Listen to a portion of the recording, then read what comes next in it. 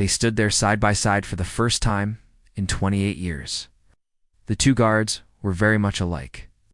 So when he asked them if he could leave his post early to see his son graduate, they said yes, but it turned out to be a lie. The guards had never been more frightened than at this moment. When Chief Warrant Officer for Charles Gator Hall found out that his son Gavin was graduating from high school in Virginia, he wanted to attend the ceremony no matter what. After all, he had served in the U.S. Army for more than 2 decades. During his service, he was deployed all over the world, and he missed many of his son's milestones. He had missed so many important moments in Gavin's life, but he didn't want to miss his graduation. So he contacted his 2 colleagues and asked them if he could leave his post early to make it to the graduation ceremony on time. It only takes an hour to get there, he told them, hoping they would understand. They had worked together for a long time and knew how much this meant to him, so they agreed. However, they soon regretted their decision because Gator was not just any soldier. In fact, he was one of the best there was. He had received numerous medals and commendations throughout his career, including several Bronze Stars and a Meritorious Service Medal. Everyone knew him as the best, most decorated Master Sergeant the base had ever seen. But they also knew him as a man who never took days off. He trained relentlessly and pushed himself and his comrades to become better soldiers. But why? Why did he train so hard? It all had to do with the mission that had been assigned to him 28 years ago. It was a top-secret mission, one that he couldn't talk about with anyone, not even his wife or his son. The only thing he was allowed to say was that he was part of a special unit, one that carried out dangerous missions behind enemy lines. He was gone for months at a time, and the stress of the job eventually took a toll on his marriage. His wife couldn't handle being apart from him all the time, and eventually filed for divorce. But Gator was determined to make the best of the situation. He trained harder than ever before, and eventually became Chief Warrant Officer, the highest rank in the Warrant Officer Corps. He was now in charge of training other soldiers and teaching them everything he knew, and he took his job very seriously. But now, he had a chance to finally take a break. His son was graduating from high school, and he wanted to be there for him. But when he asked his colleagues to cover for him, they made a terrible mistake. When Gator returned from his shift, he noticed something strange. His colleagues were pale and shaking. "What happened?" he asked them. But before they could answer, they heard footsteps behind them. They turned around and saw a group of men in black suits approaching them. "Chief Warrant Officer Charles Hall," one of the men said. "We have a warrant for your arrest." Gator felt his heart skip a beat. What had he done? Was he in trouble again? But then he saw the look on his colleagues' faces and realized they were as shocked as he was. "You have the wrong person," he said. "I'm just a lowly chief warrant officer. I don't know what you're talking about." But the men in black suits didn't believe him. They handcuffed him and led him away. He struggled to free himself, but it was no use. They took him outside and put him in a black car, then they drove him to an unknown destination. All the while, Gator had no idea what was going on. As they drove, he noticed that they were heading towards the water, and when they stopped, he saw that they were at a naval base. Suddenly, everything clicked in his mind. He had been betrayed. His colleagues had set him up. But why? As the men in black suits led him into a building, he saw 6 figures emerge from the shadows. They were tall and muscular, with shaved heads and fierce expressions on their faces. Gator had seen these men before. They were Navy SEALs, and as they closed in on him, he realized what was about to happen. They were here to silence him. He had seen enough of these men in action to know what they were capable of. And he knew that if they wanted him silenced, they would not hesitate to do it. But why? What had he done to deserve this? Before he could figure it out, they had already reached him and grabbed him by the collar. "Where are you taking me?" he shouted, struggling to free himself from their grip. But they just dragged him along.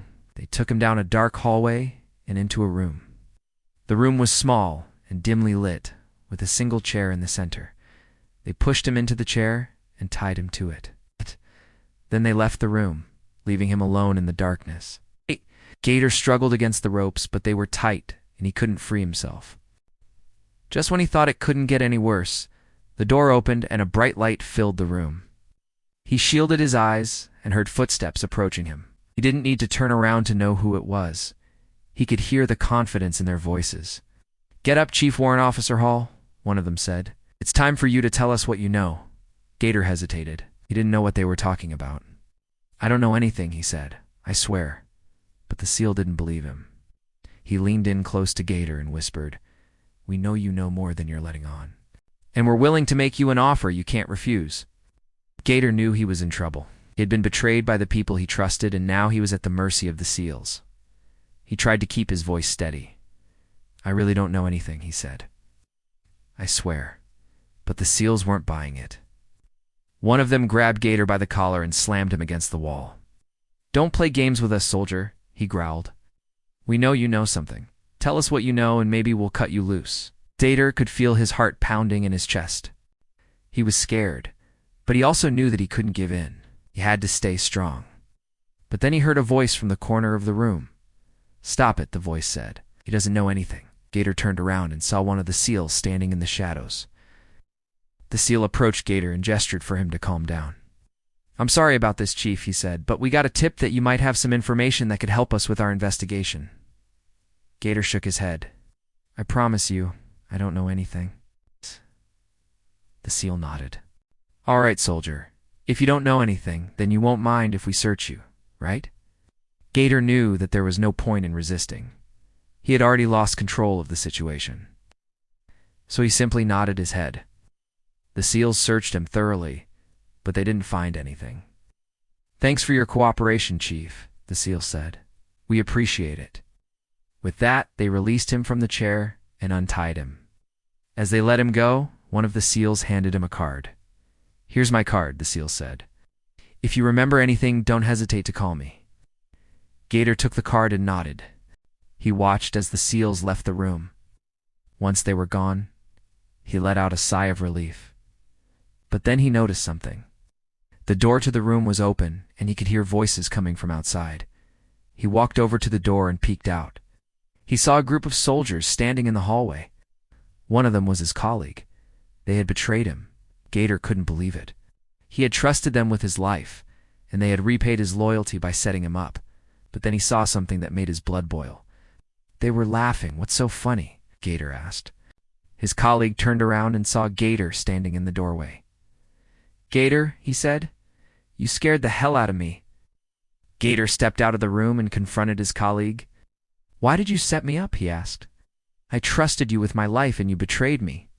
His colleague looked down. I'm sorry, Gator, he said, but we had orders from higher-ups. We didn't have a choice. Gator shook his head. I don't believe you, he said. You did this on your own. His colleague looked up. We didn't do it to hurt you, Gator, he said. We had to do what we had to do. Gator stared at him for a moment. Then he turned and walked away. Didn't want to hear their lies. He had been betrayed by the people he trusted the most. But that wasn't the end of the story. He had a son to graduate from high school. He had missed so many important moments in Gavin's life, but he didn't want to miss his graduation. Got a Leah? But when he asked his colleagues to cover for him, they made a terrible mistake. Now it was time to make things right. He hailed a cab and headed to the school. He didn't know if he would make it in time, but he had to try. When he arrived at the school, he rushed inside and asked where the graduation ceremony was being held. A woman sitting at a desk pointed him in the right direction. Go down that hallway and turn left, she said. It's at the end of the hall. Gator thanked her and hurried down the hallway, turned left and walked towards the sound of applause. As he approached the end of the hall, he could see Gavin in his cap and gown. He was standing on a stage with a microphone in front of him. The other graduates were standing next to him, also in caps and gowns.